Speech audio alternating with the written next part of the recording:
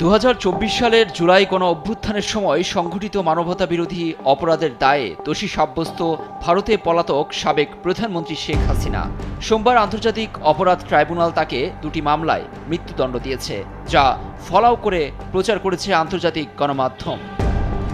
British সংবাদ মাধ্যম BBC এর রায় সম্প্রচার করেছে। তাদের অনলাইন সংস্করণের শিরোনামে বলা হয়েছে, শান্তিপূর্ণ বিক্ষোভে দমন-পীড়নের নৃশংস হামলায় নির্দেশের দায়ে দণ্ডিত সাবেক প্রধানমন্ত্রী শেখ হাসিনা।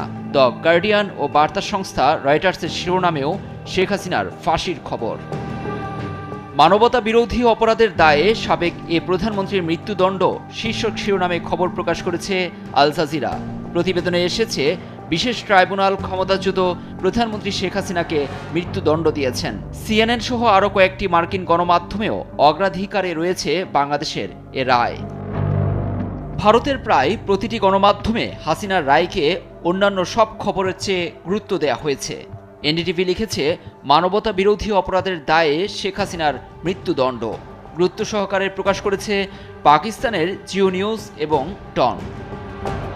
বিচারপতি মোহাম্মদ গোলাম মুর্তুজা মজুমদারের নেতৃত্বে 3 সদস্যের ট্রাইব্যুনাল একই অভিযোগে হাসিনার 2 সহযোগী সাবেক স্বরাষ্ট্রমন্ত্রী আসাদুজ্জামান খান কামাল এবং সাবেক আইজিপি চৌধুরী আল মামুনের বিরুদ্ধেও রায় ঘোষণা করেন। লুৎফর কবির, নিউজ ডেস্ক, দেশ টিভি।